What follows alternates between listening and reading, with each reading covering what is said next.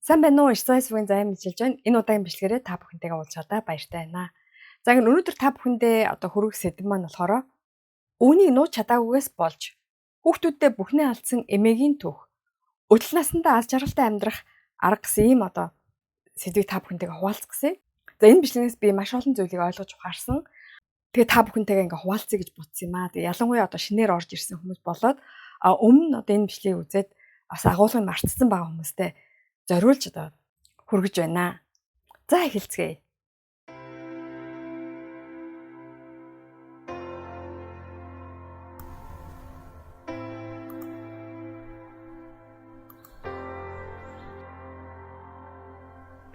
Амьдралын зөвлөгөө. Манай эцэг эхчүүд хүүхдүүддээ бизнесийн мөнгө, хурмын мөнгө өгнө гэдгийг энгийн зүйл мэд хүлээж авдаг. Орчуулан хүргэж байна. Авахгүйхийн ухаанаар хандна уу? Санхүүгийн дэмжлэг, мөнгө төгрөг гэд бүх юмаа зориулж байхад хүүхдүүд аав ээжтэй илүү сайн болдог болов уу? Зүгээр л хайрлан халамжилж, юу ч байсан дэмжинэ гэж бодож хийсэн зүйлс минь бодсноос өөрөөр тэнэг мөнхөг зүйл болж хувирах вэ?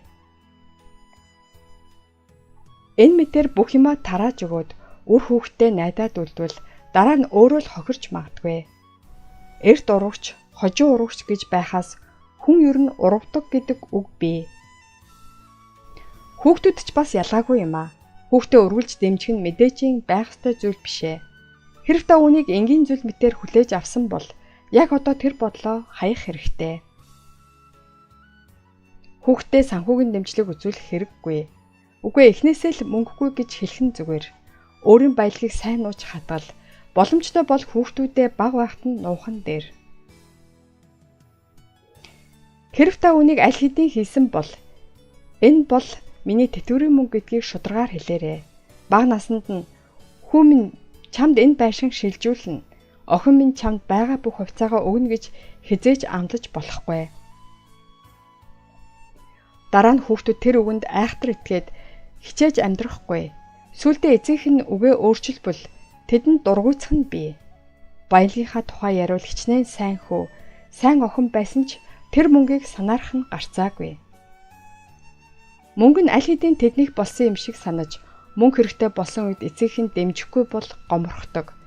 Мэдэхгүй байх нь эм гэдэг шиг мэдэгдэхгүй байсан дээрээ. Эцэгийнх нь хэр их мөнгөтэй болохыг мэдсэн цагт хүүхдүүдэд ямар нэгэн зүйл хий гэж хэлэхэд санхүүгийн дэмжлэг өгөхөөс татгалцах нь хэцүү болж магадгүй. Хүүхдээ урам хуурах болов уу гэж бодоод мөнгө өгөөд л дахин өгөөд л энэ байдал байнга давтагдаж сүүлдээ бүр насны эцэст хэрэглэх мөнгөө хүртэл өгөөд өөрөө хэцүү байдалд уннаа. Ийхүү эцэг эхчүүд энэ төр ямиг нь хийж өгвөл хизээч нэг удаагаар дуусахгүй, үргэлжлэх болно. Мөн багаасаа авч талсан хүүхдүүд эцэгээсээ байнга л авч амьдрахыг хичээнэ. Эцэгээсээ гуйх нь хамгийн амар хэлбэр байдаг учраас тэрэ. Бүх зүйлээ хүүхдүүдэд тарааж өгөөд ямар үр дүнд хүрсэн тухай нэгэн эмээгийн түүхийг танилцуулъя. Чумбогт амьдардаг нэгэн эмээ залуудаа элит эмэгтэй гэгддэг байсан бөгөөд тэр Япон хэлэнд сайн байсан тул гэрлэхээс өмнө орчуулагч хийдэг байжээ. Залуу наснда тогооч мэрэгчлээ өөрөөсөө ах хүнтэй танилцж гэрлэн хоёулаа ажил хийдэг байлаа.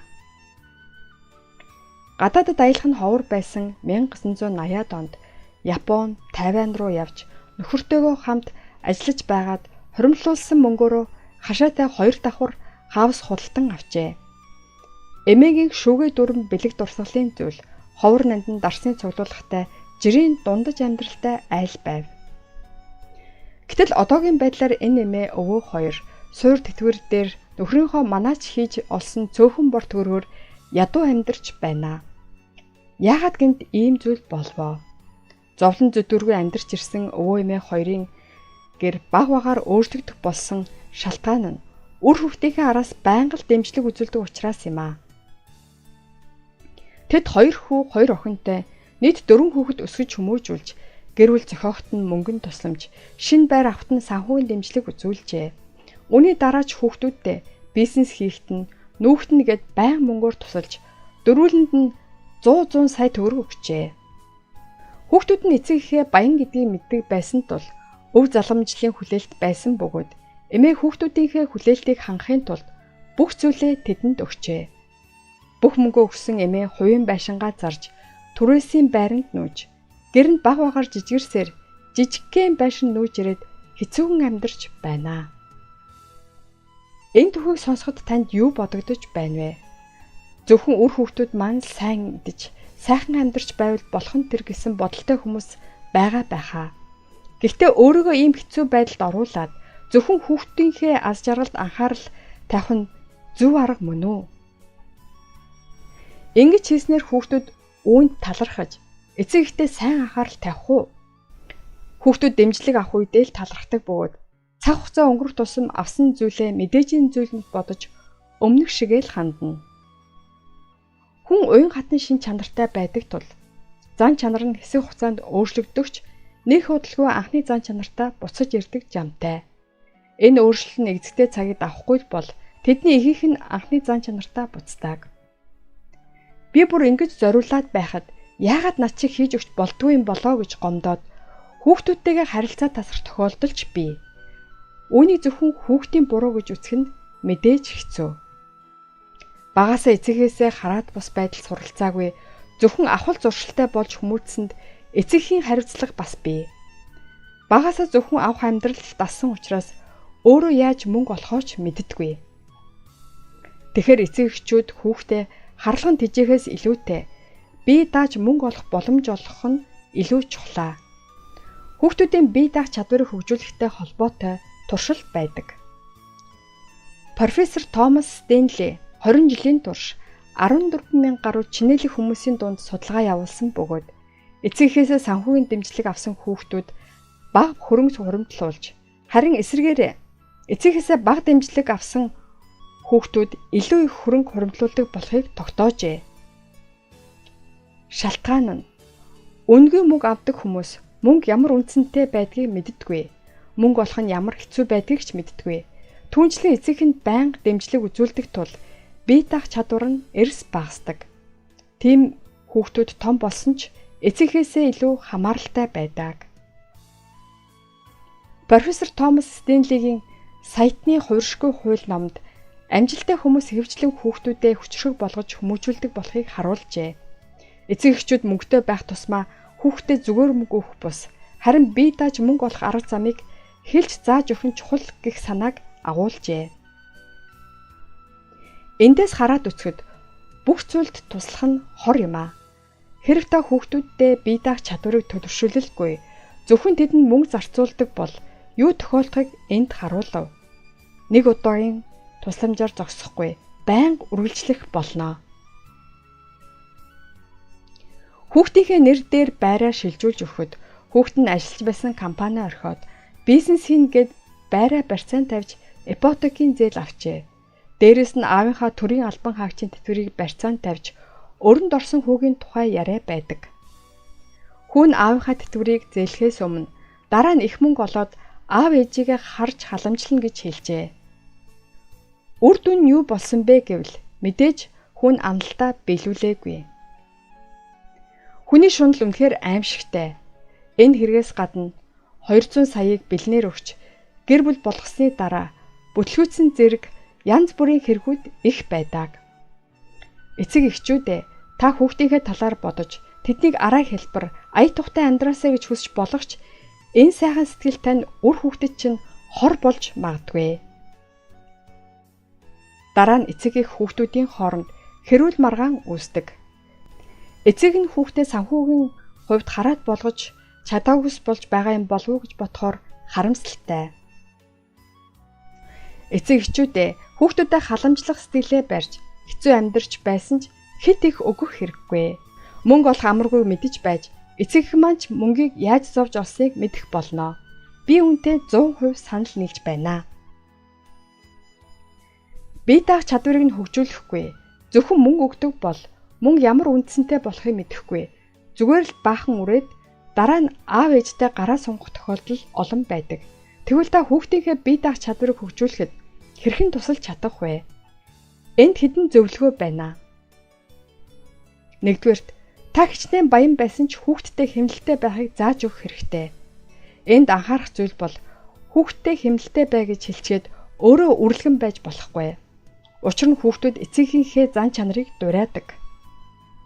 Хоёрдугаарт хүүхдийг сайн үйл хийлээ гэд мөнгөөр шагнах хэрэггүй.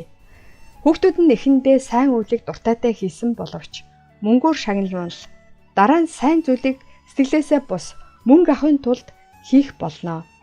Тиймээс сайн үйлс хийснийг нь магтаж урам зориг өгвөл сайн. Гуравдугаарт эцэг нь баян гэдгийг анзаарахгүй байх явдал. Хичнээн сайн хүүхэд байсан ч аав ээж нь баян гэдгийг мэдвэл түүнд найдаж хичээж амьдрах хэрэгтэй гэж бодохгүй байж магадгүй.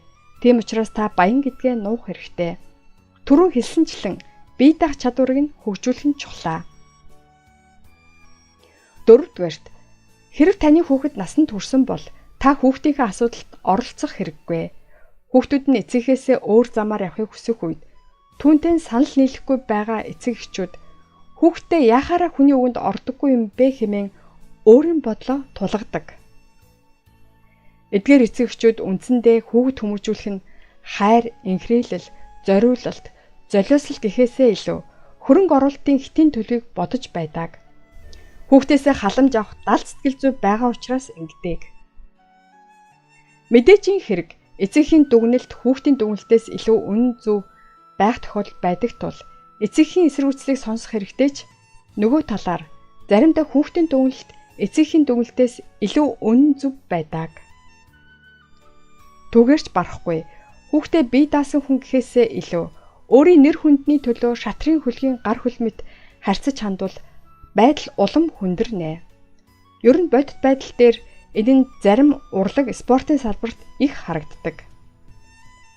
Эцэг эхчүүд хүүхдээ хийлж, төгөлдөр хуурч, дуучин зэрэг мэргэжлэр өндөр үнэ төлбөртэйгээр сургаж, эцсийн мөчөд хүүхэд нь би одоо өөрийн амьдралаар амьдрмаар байна гэд бүгдийг хаяад явбал яах вэ? Ийм нөхцөлд нэг улирлын сургалтын төлбөр тэдэн сая алдартай хөгжимчдтэй хамт тоглолт хийхээр гүйж байсан өнгөрсөн дурсамжууд эцэгхийн толгойд байдаг тул би чамайг яаж өсгсөн билээ дээ гэх үгс гарч ирэх магадлал 100% байдаг. Өндөр борсолтой эцэгхийн хувьд ч ийм зүйл тохиолддог. Хүүхдээ өгөөмөр хайр инэрлийг цутгаж байна гэх нэрийдлэр өөрийнхөө хүснээр хүлж орхидог. Сайн сурах ба хүүхдээ сайн хүмүүжүүлэх хоёр нь өөр зүйл юм аа.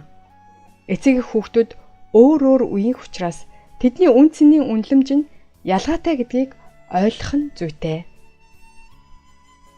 Миний зөв гэж бодож байгаа зүйл хүүхдэд маань тохирохгүй байж болно. Хүүхдэд альва асуудлыг ямар ч болцсгүйгээр тулгах бус өөрөө даван туулж асуудлыг шийдвэрлэх чадвараа хөгжүүлэхийг нь дэмжих нь чухлаа. Эцэст нь 5 дугаарт хүүхдүүдийнхээ бахан амжилтыг магтаж урамшуулах явдал. Хүүхдэд бүх зүйлийг өгөхөөс илүүтэй альва зүйлийг хийхэд төрсэн сэтгэл ханамж, амжилтаар нь хүүхдэд урамшуулсан дээрээ мөнгө олохоос илүү зүйлийг зааж өгөх нь зүйтэй. Мөнгө бол бүх зүйл биш гэдгийг багаас нь ойлгуулах нь чухал.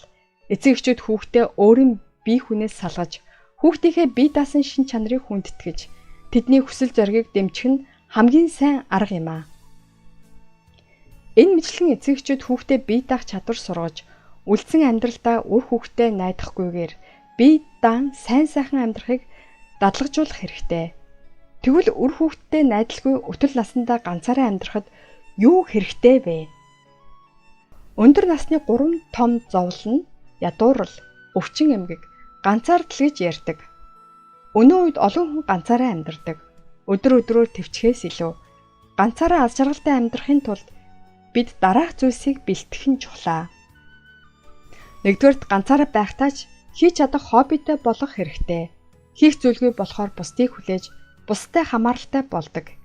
Хэрвээ танд хийх зүйл байвал хүүхдүүдтэйгээ эсвэл бусдад ч уцаар ярих завгүй нэг өдрийг хөвгөлтэй өнгөрөөж чаднаа. Эдгээр хоббигоо хуваалцах найзууд байвал та илүү сэтгэл хангалуун амьдрч чаднаа. Хоёрдугаарт санхүүгийн боломж. Мөнгөгүй бол хоббигоо өргөжлүүлэхэд хэцүү. Юу ч оролцсон чадах зүйлгүй тул эдийн засгийн хүч чадал хамгийн чухал зүйлүүдийн нэг. Тиймээс хамаг хөрөнгө өөр хүүхдэд өгөлгүй ухаалаг зарцуулах нь зүйтэй. Ер нь нас ахих тусам мөнгө олоход хэцүү болно. Тиймээс нэг насч болов залуудаа хуримтлуулсан мөнгөө гамтай хэрэглэж, насны эцэст аз жаргалтай амьдрах хэрэгтэй. 3 дугаарт эрүүл мэнд. Хэрв эрүүл биш бол амьдрал зовлонтой болно. Нас ахих тусам эрүүл мэндээ хамгаалах нь маш чухал. Хоббитой болж хүссэн зүйлээ хийхийн тулд эрүүл байх ёстой. Эцэгчүүд маань хичнээн хэцүү зүйл байлаач эрүүл мэндээ нэгдүгээр тавиасаа гэж хүсэж байна. Өнөөдөр бид өтөл насндаа үр хүүхдээ найдалгүй аз жаргалтай амьдрах талаар ярилцлаа. Аав ээжүүд маань төрүүлсэн өрмөн надаас хизээч урахгүй гэд үр хүүхдээ найдаж амьдралаа удирдуулахаас илүүтэйгээр өөртөө сайхан амьдрах арга барилд одооноос дадлагжвал ямар вэ? Өнөөдрийн бичлэг үгээр өндөрлөж байна. Өтөл насндаа аз жаргалтай, эрүүл сайн сайхан амьдраасаа гэж хүсэн өрөөё. Хайртай дотны хэн нэгэндээ энэ үгийг хэлж хэмсэн гэж бодож байвал та лайк, subscribe, share хийж хуваалцаарай. Баярлалаа. Та цаг хугацаанд нь амьдралдаа хэрэгтэй бас сонирхолтой мэдээлэл хүлээн авъя гэвэл subscribe-ийг дарж миний YouTube сувагт бүртгүүлнэ үү? Мөн лайк дараад хэрэгтэй хүнд нь share хийж цааш түгээнэ үү? Баярлалаа.